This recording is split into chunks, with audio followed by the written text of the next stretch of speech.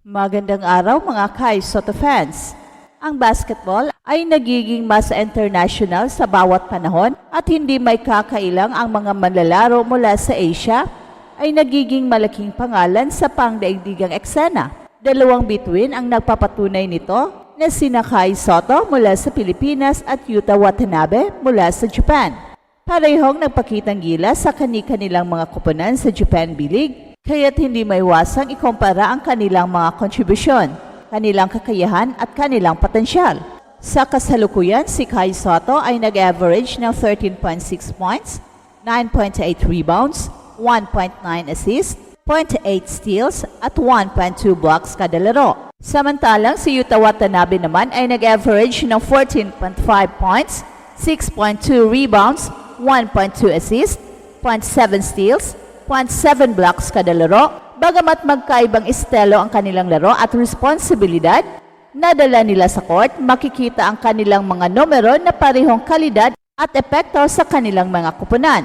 Sa aspeto ng scoring, bahagyang nauuna si Yuta Watanabe na 14.5 points kumpara sa 13.6 points ni Kai Soto. Bilang dating NBA player, si Yuta Watanabe ay kilala sa kanyang versatility sa opensa, mula sa perimeter shooting hanggang sa pag-atake sa rim. Pinakita niya ang kanyang karanasan at husay bilang isang scorer na mahalaga para sa kanyang kupunan. Gayunpaman, hindi rin nagpapahuli si Kai. Ang kanyang 13.6 points ay patunay ng kanyang pag-unlad bilang isang modern center na may kakayahang umiscore mula sa loob ng paint at sa perimeter. At ang rebounding ay isa sa pinakamahalagang aspeto ng laro at dito makikita ang kalamangan ni Kai. Ang kanyang 9.8 rebounds kada laro ay nagpapakita ng kanyang presensya sa ilalim ng ring, parehong sa opensa at sa depensa. Ang taas ni Kai na 7'3" at ang kanyang instinct ay nagbibigay ng malaking tulong sa Koshigaya Alphas na magpapahaba ng kanilang mga posisyon at tumigil sa opensa ng kalaban. Well, sa kabilang banda naman, si Yuta Watanabe ay nag-average lamang ng 6.2 rebounds. Bagamat mas maliit siya kay Kai, na may taas na 6'9", mahusay din siyang rebounder para sa kanyang posisyon.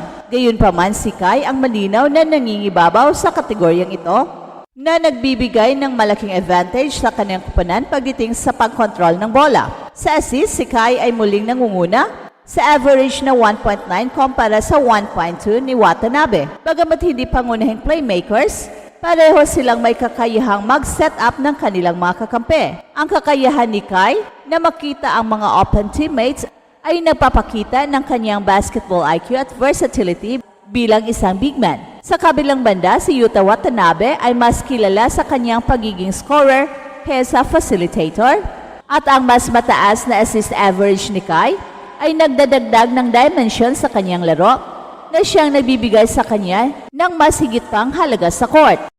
Sa depensa naman, parehong may angking talino ang dalawang players. Ngunit may bahagyang kalamangan si Kai sa blocks. Si Kai ay nag-average ng 1.2 blocks per game kumpara sa 0.7 blocks lamang kay Yuta Watanabe. Ang kanyang taas at haba ay natural na asset para sa shot blocking na nagiging balakid sa sinumang umatake sa rim. At sa steals naman, nakakuha si Yuta Watanabe ng 0.7 kumpara sa 0.8 ni Kai. At ang pagiging alerto ni Yuta Watanabe sa mga passing lanes ay nagpapakita ng kanyang defensive awareness.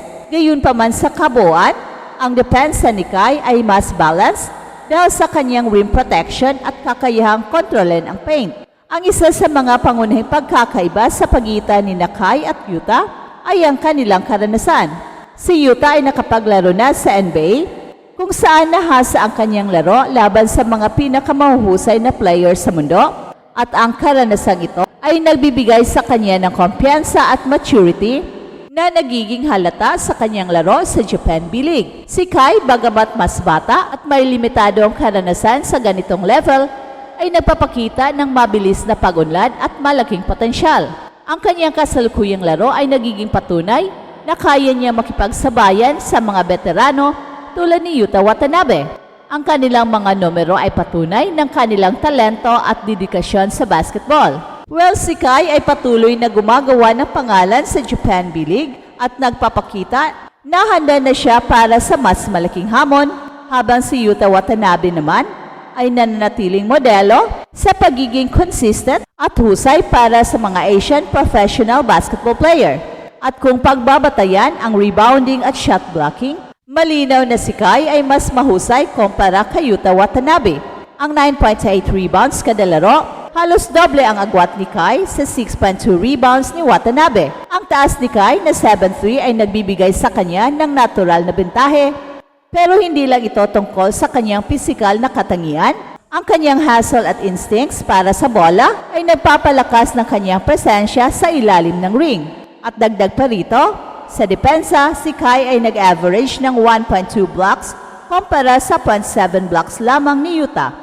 At ito ay nagpapakita ng kanyang husay sa rim protection.